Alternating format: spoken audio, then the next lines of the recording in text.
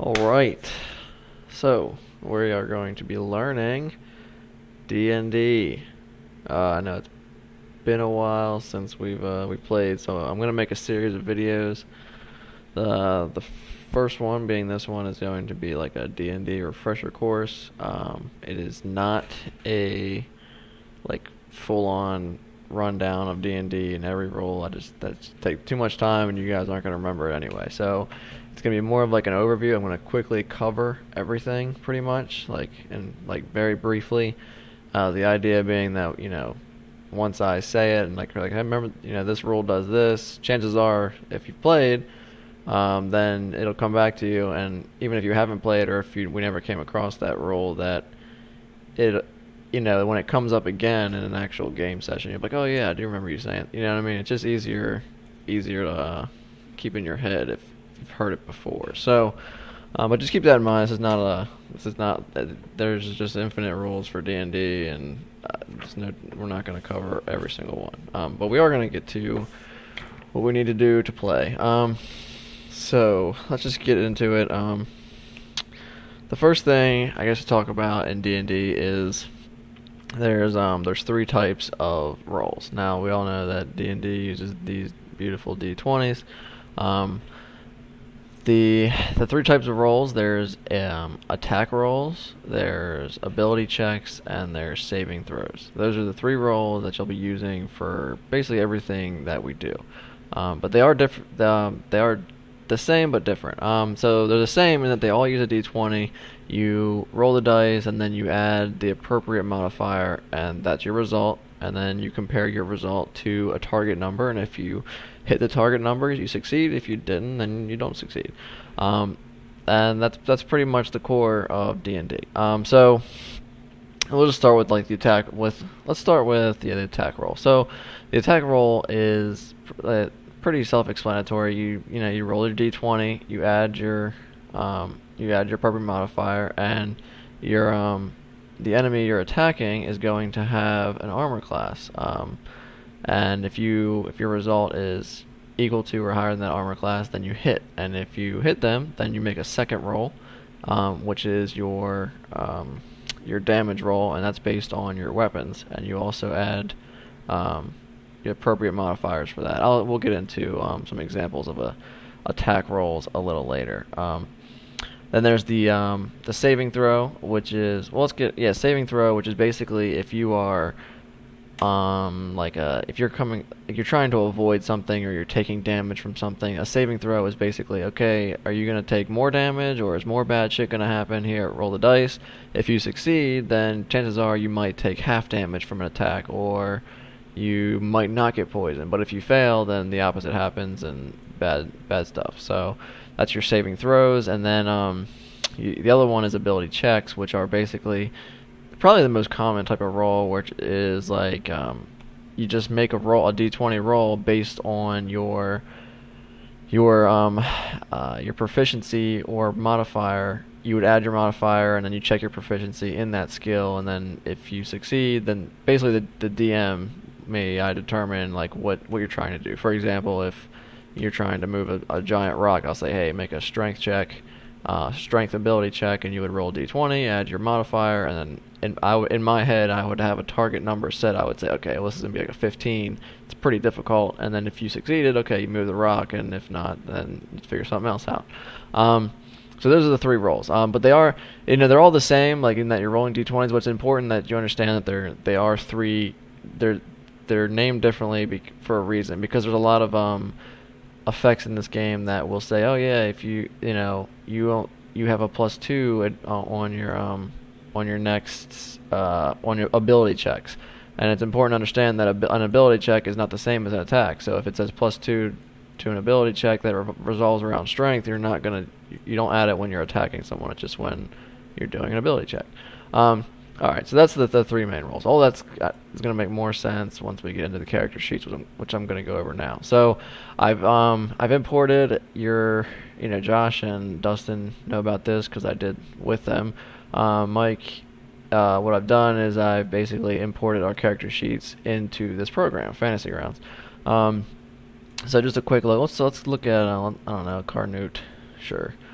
So this is Josh's character. This is his character sheet. This is where the majority of your when you're playing this game, this is what you're gonna be looking at most of the time. Now, I do want to say real quick that this video is not going to encompass how to use Fantasy Grounds. I'm going to make another video that basically teaches you how to actually, make all the rolls, add your modifiers, look where everything's at.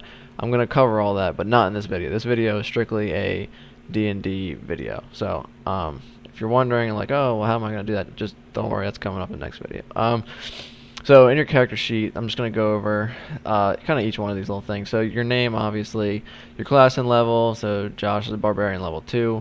Your proficiency bonus. The proficiency bonus is like it's going to increase with your level. I think it increases like every 4 levels or something. So it'll go to +3 and then +4 and so on and so forth. And this is kind of like an indicator of how strong you're getting. And this number gets added to a lot of things you do. And you'll see that when I'm going over attacks and ability checks and stuff. But basically, this number is going to get added to just about everything, almost every dice roll. So as you're increasing in level, this will go up, and then in turn, all your dice rolls will become stronger. So this is kind of like a general indicator of how your level basically is reflecting on your dice rolls. So Josh is the background. This is kind of basically where Josh is before he became an adventurer and before this quest, like what he did before then. And this is like he was an Outlander, and we'll get into all that in the next video. So then the race, he's a half-orc. He has his abilities. These are the core of D&D. And remember, I was talking about all 3 of those roles. I was talking about adding your modifiers. Well, these 6 abilities are where all your modifiers come from. These are the crux of the game right here. So when you guys made your characters, Mike, I don't know if you remember or not, but Josh and Dustin, we obviously just did this. You saw me go through your character. Basically, you got to allocate a certain number of points into each one of these based on your class and how you wanted to do it. And in turn, it increases or decreases your modifier. So for example, a mundane human being, a common person, is basically is a score of 10. So like a 10 is like the average. You're not bad at it, you're not good at it, just the average. So 10 is the average.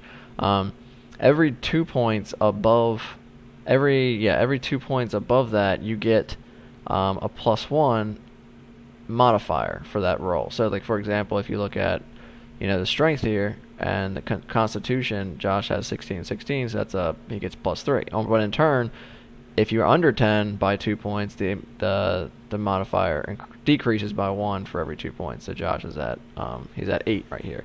So what this means is that it's not really so much the numbers, the actual numbers that affect your dice roll. It's these modifiers. So, like for example, if I say, hey Josh, you got to make a strength check to move that boulder, Josh is going to roll this d20.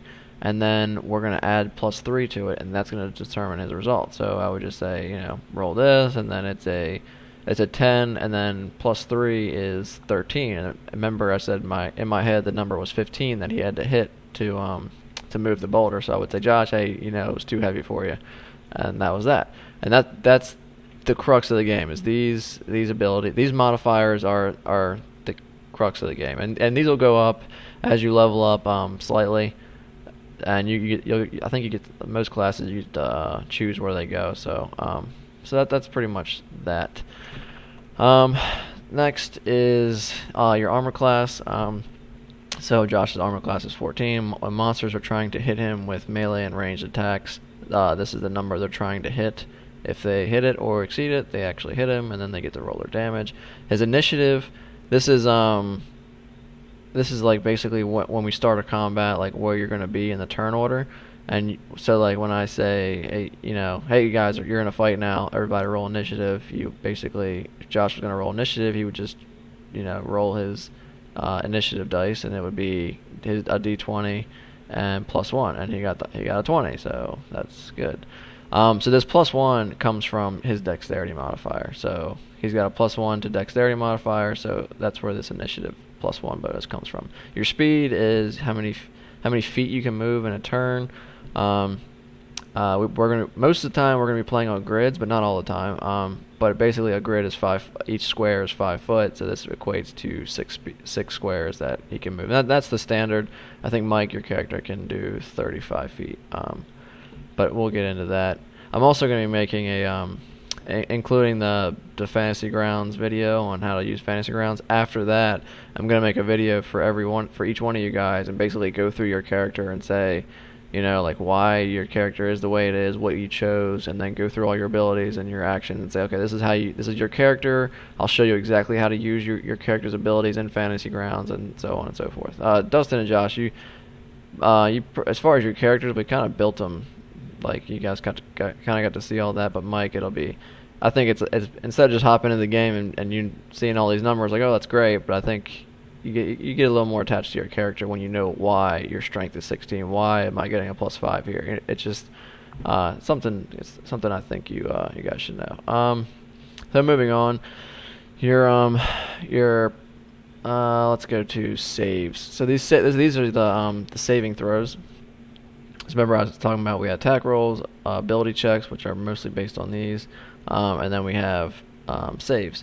So your saving throws are based off these numbers. Now, these numbers are directly correlated to your ability. So basically, a strength saving throw, you're going to roll a d20 and you're going to add +3 because that's what your strength says. So it's like, okay, well then why do they have a different category for saving throws if I'm just using this? Well, that's because your class determines which you get proficiencies in 2 saving throws, basically, meaning that you get to add your proficiency bonus to the saving throw. So Josh's character, for example, his class, the barbarian, gives him proficiency in strength saving throws and constitution saving throws. So that means that he's taking for strength, for example, he's got +3, and then he gets to add his proficiency bonus to it, which is +2, which is the +5. So that's where those come from. So basically, if I say, Josh, hey, you got to make a dexterity saving throw, well, it's basically just a dexterity check. He's going to just roll a d20 and add 1, just like he would for a dexterity check. But if it's a strength or constitution saving throw, then he gets to add +5 to that roll. So that's saving throws. Your HP is down here. It's so Josh's maximum is 28. He's going to be the highest. I think barbarians have like one of the highest HPs in the game. Not many characters get D12s as their hit dice. Speaking of hit dice, so your class also determines what type of hit dice you get to use. And when I say hit dice, it's basically just associated with one of these dice. So D20s, 12s, 10s, 8s, 6s, and 4s. Your class determines which one you get to use. So Josh gets to use the D12, and basically you start the game with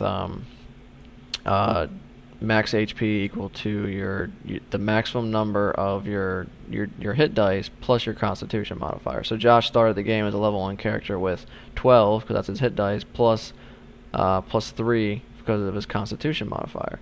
So he started with 15, but then he leveled up and he got a bunch more. But we'll get into that later. So your hit dice. Why not just... So your hit dice, you get an extra... You start with 1 hit dice, and you get an extra hit dice every time you level up. So here it's saying Josh is level 2. He's got 2 of these D12s. These are going to be used to give you short bursts of healing when you take a short rest. So the hit dice are kind of your way of healing in between fights. So, like, for example, Josh was wounded. We just got finished a fight. And I say, okay, you guys are able to take a short rest. There's no danger. But you can't take a long rest. You can take a short rest. So the short rest, you can spend these hit dice by rolling them and adding your Constitution modifier. So like if Josh had, let's just say that he was wounded by 15 hit points, Josh could say, okay, well I'm going to use one of my hit dice. So he would take his hit dice and he would roll it. Okay, and he got an 11. Plus his Constitution modifier, shown right here, which is 3, so that's 14. So now Josh heals 14 hit points. He's got one wound left. Now he could, most likely Josh is going to stop there. He could spend another hit dice if he wanted to in the same short rest and say, okay, I'm going to roll this one too. But if he did that, he why would you wouldn't want to waste it just to heal 1 HP. So he probably would just hold on to that. You recover hit dice, half of your maximum hit dice whenever you take a long rest. So, so that's basically what hit dice are all about. You get more of them as you level up. You spend them in between fights to heal. You get some of them back when you take a long rest, basically when the day's over with. So let me I have to do a long rest. But anyway, I'll get back to that. So that's it for the main stats. So skills. So you know about attacks, you know about saving throws, you know about ability checks. So there's closely tied to ability checks, which is where you're trying to do things in the game that are specific, like moving a rock or jumping off a cliff and trying to land or doing a backflip or trying to persuade somebody to do something. You can just use these ability modifiers. Like, so I could say, okay, well, your charisma is gonna. If you're trying to persuade somebody, you can do a charisma check, and then you just roll a d20 and do -1. But this game has skills that are tied to each one of these categories, each one of these abilities, that basically narrows down what you're trying to do. So, for example, if I go to the skills tab, these are all the skills in the game. And it tells you which stat they're associated with. So this is like acrobatics is associated with dexterity, animal handling is associated with wisdom, so on. It's just like saving throws, like I was talking about, where if you don't have a proficiency in it, just like saving throws, like Josh is proficient in 2 of these, but the ones he's not proficient in, all it's doing is it's taking his modifier for that category. So like dexterity is +1, he's just taking the +1 from his dexterity because he's not proficient. So it's the same thing for skills. So skills, if like for example, Josh is proficient in animal handling. So if he's trying to calm a raging beast or something, or a raging horse and whatever, he's proficient in it. So instead of it's a wisdom check, but because he's proficient in animal handling, he gets to add his proficiency modifier. So his wisdom is +1 plus his +2 from his proficiency bonus, which is +3, and that's where that number's coming from, the +3 bonus. So in general, what I'm going to say is I'm most of the time I'm not going to have you make ability checks using these. I'm not going to say, hey, Josh, make a dexterity check to see if you can do a backflip off this building or something. You know what I mean? What I'm going to say is I'm going to get more specific. I'm going to say, okay, hey Josh, you need to make an athletics check, or well, that's a strength. I'm going to say you need to make an acrobatics check to see if you backflip off this building. So Josh, okay. He'll go into his skills and he'll say, okay, well, I'm not proficient in it, so it's basically just a regular dexterity check. But if he is proficient, he can check it. It's, okay, I'm proficient. I get to add my proficiency modifier. And it'll make more sense if that's not 100% clear, it'll make more sense once we get into rolling the dice. But just so you guys know where these numbers are coming from. These numbers are exactly the same as the numbers that are underneath these core stats, unless you're proficient in that skill. Then you get to add your +2 proficiency bonus. And that's that. And your class will determine what skills you're proficient in, basically. So that's your skills. These are your abilities. I'll get into that in your class videos, going over most of them. Your inventory. This is also determined by your class and your background. This also has how much gold and how much money you have, gold pieces, silver pieces, copper pieces. This has how much you can lift, push, or drag weight-wise, and how much weight you're carrying, and the maximum weight you can carry. I probably won't enforce this. It is easier to keep track of in this program, so I don't know. We'll see, but most likely not. So these are the notes. Like, this is basically describing your character. What he looks like, his gender, his age, what he believes in, how he's most likely to act in a given situation is based on this. And then this is Josh's background. Basically, Josh and Dustin went originally, I think when we made our characters, Mike, we did like pretty generic backgrounds, like Josh was raised by wolves or something, and then it was okay, that's your background. But actually, Dustin went well and above and beyond and wrote a fucking 60-page novel on the background of his character. So then Josh went back and added a lot of details about it. And now this is a good thing because, I can use this background to tie your character into the story. So, if you say, my father was murdered by, I don't know, a crime boss or something, maybe I'll have that crime boss show up in the story at some point, and you have to deal with that. So the more detail you have, the more interesting I can make the story. But if you want, you can go back and add more, but you don't have to. So that was the note. Then and this is your actions page for using Fantasy Grounds. We'll get into that in the next video. So that's basically your character sheet. Your character sheet and the 3 types of roles. That's the fundamentals of D&D. Now, so let's look at basically playing the game and combat. That's the next biggest one. So I'm going to pull up a party sheet here. Where is it? Nope. Okay, there we go. Alright, so I'll pull up the combat tracker. Alright, so this is going to be like like I said, I'm not going to talk about it's hard to do this and not explain Fantasy Grounds. I'm trying to just talk about D&D. So D&D wise, when you're playing the game, when we're not in combat, it's going to be a lot of not storytelling, but storytelling. It's collective storytelling. I'm going to give you guys a situation where it might be, you have to deal with something that's outside of combat. Like I said, it'll usually involve ability checks, like trying to persuade somebody to do something, or maybe, it could be anything. Maybe like a high-speed chase down like the city streets or something, and I could do all of that just by explanation and dice rolls through ability checks. It could be solving puzzles and then trying to use your creativity, your spells, and your abilities to try to creatively work around a problem or come up with a solution that maybe even I didn't think that was possible, so on and so forth. That'll be the outside of combat. But eventually you're going to get into a fight. And when you get into a fight, basically what you're going to do is the first thing you're going to do is you're going to roll initiative. And initiative, like I talked about before, is based on your dexterity modifier. You roll a d20, you add your dexterity modifier, and that number, every enemy and friendly player is going to roll that, and that's going to determine highest to lowest the turn order. So, for example, I rolled it for Josh earlier. He got a 21.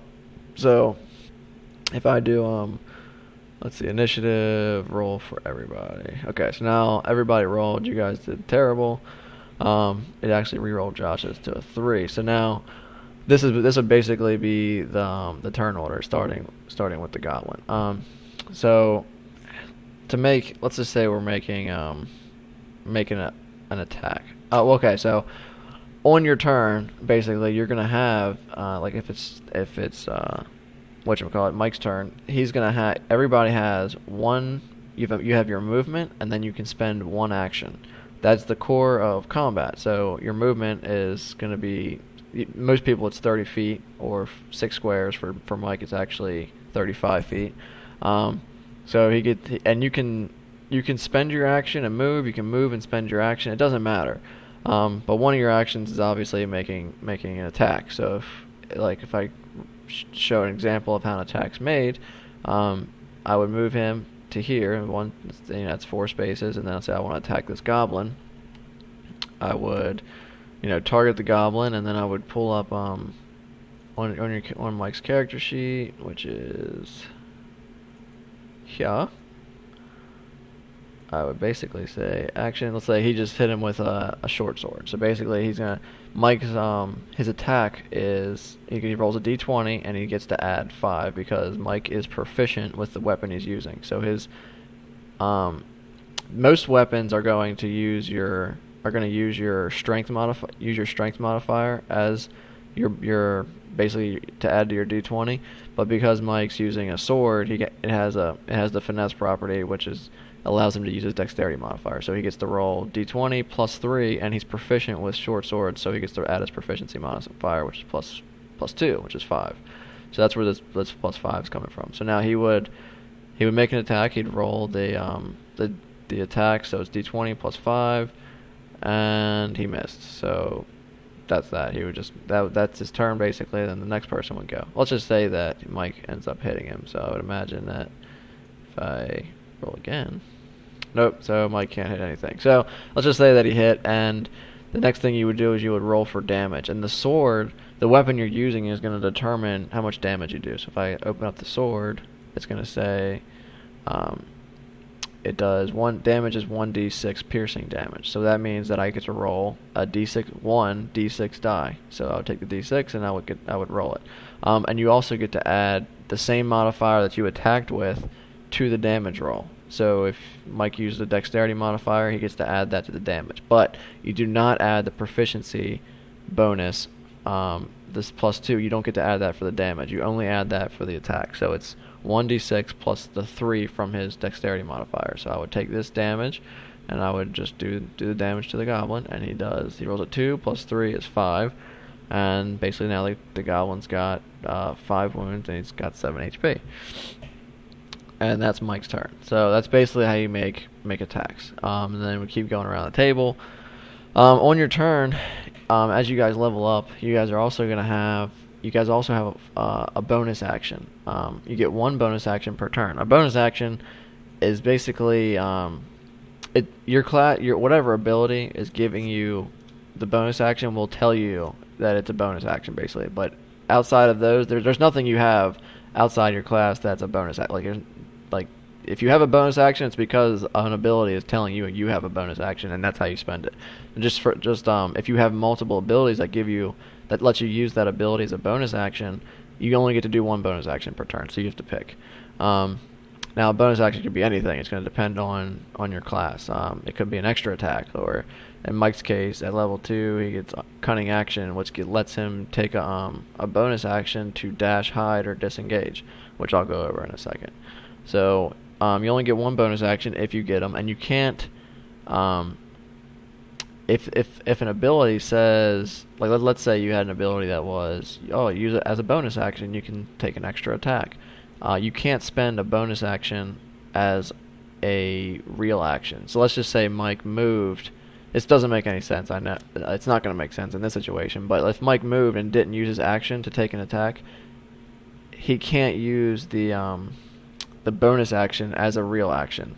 As a regular action. It doesn't make any sense. I can't really think of a situation where it does matter, but it does. If it's a bonus action, it has to be taken as a bonus action. Like if you didn't take your regular action, you can't use a bonus action as a regular action. That's what I'm trying to say. If that makes sense. So that you get a bonus action, and you also, when you're attacking, I'll go back to attacking real quick. So when you're attacking, you get like I said that you don't have to move. You can move and attack, or you can attack and move. But you can also move and attack, and then move and attack again if you have multiple attacks, for example. So like as you guys level up, you are going to have multiple attacks, especially Josh. I think Mike, you definitely will too. And with that meaning that if Mike, let's say if Mike had 2 attacks, he could move his 4 spaces. Let's say the goblin was like here. He can move 4 spaces and make an attack against this goblin, and then move 2 more spaces and then make an attack against this goblin. So you can break up your movement constantly. It doesn't have to be. You can move 5 spaces, do something, move 5 spaces, do something, etc.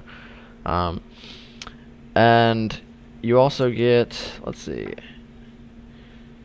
You also get one reaction per turn. Now, that's it. I know it's a lot of actions, but it's just move and action, 1 bonus action, and 1 reaction. Now, the bonus actions, like I said, it's going to tell you what you can use, when you can use a bonus action, because your class is going to tell you. A reaction, most of the time, 90% of the time, if you're taking a reaction, it's an opportunity attack. And an opportunity attack is basically if you're engaged with something, like basically you're engaged with an enemy if you're in 5 feet of it. So if an enemy's next to you like this, like we're engaged right now. Me and this goblin are not engaged, but me and this goblin are.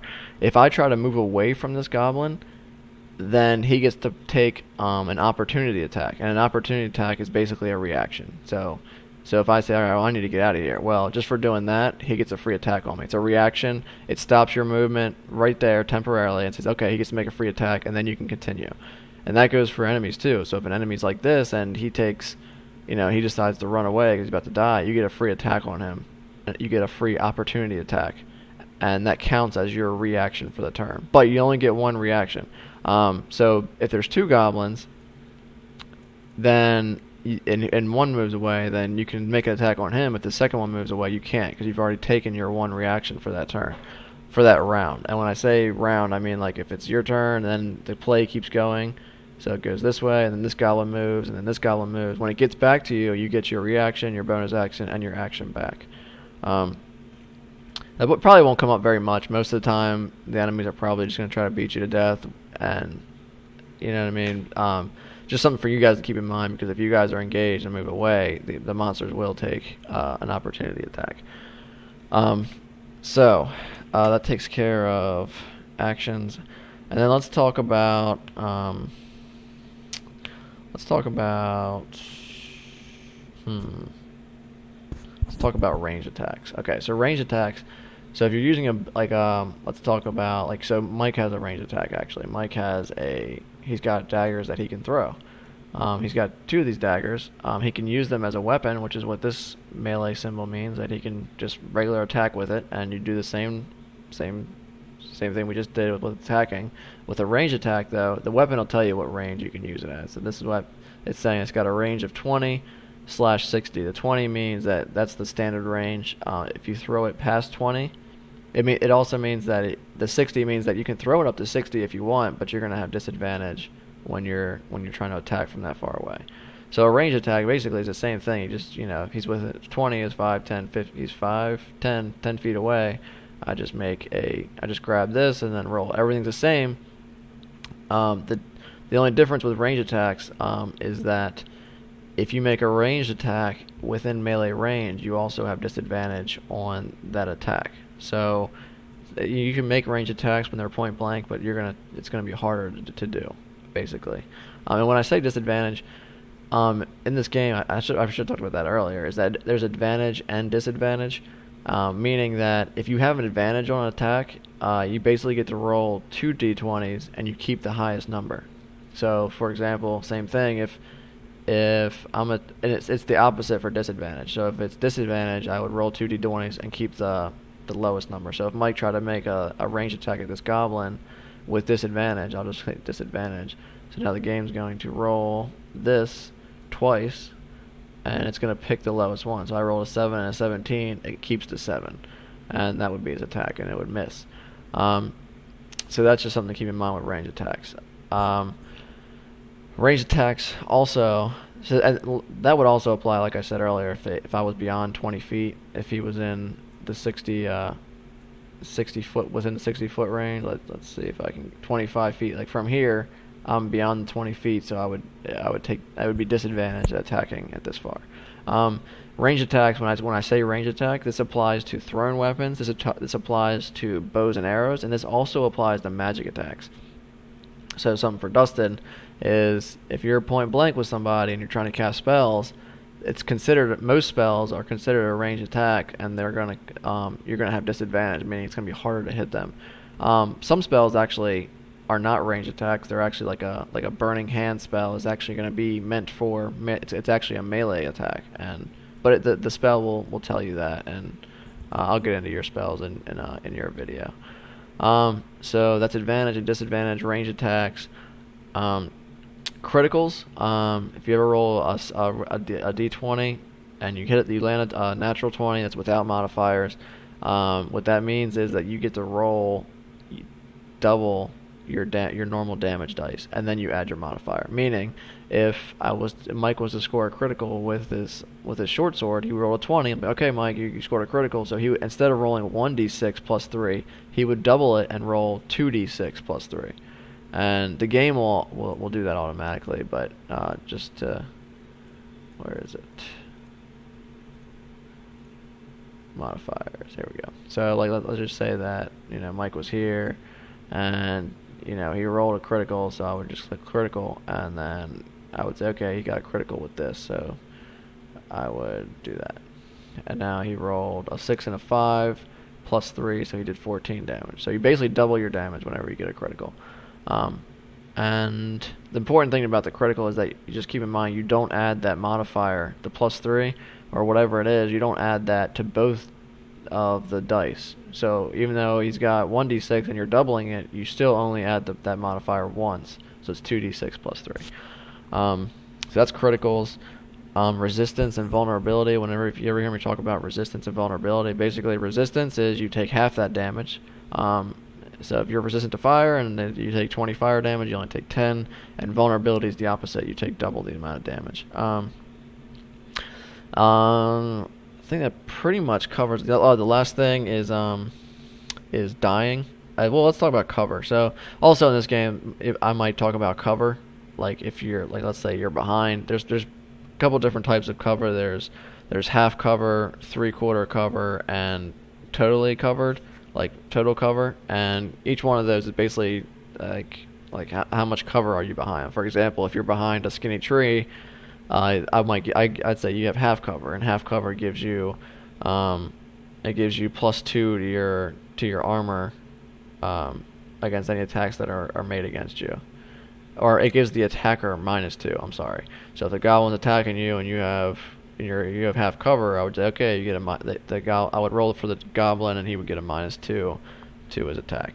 3/4 cover is the same thing. It's just like you're behind more cover. For example, like a giant tree or behind a wall or something or I don't know, something where you're only very little of your body can be seen. Then that's a -5 to whoever's trying to attack you. And then total covers, they just literally can't hit you unless they're using like an area of effect spell. So you'll hear me talk about that.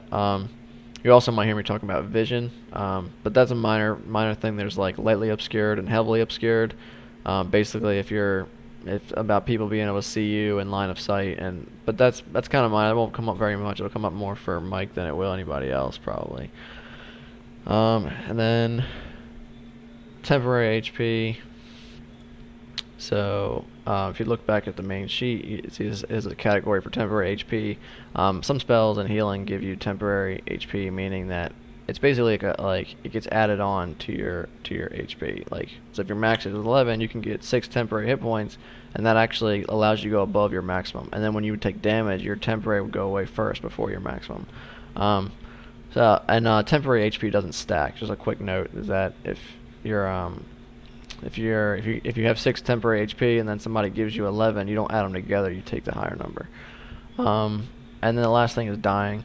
So if you die, if you get dropped down to zero hit points, you basically you drop unconscious, and if you take damage below up to your max HP or more, you just fall unconscious, and that's that. If you take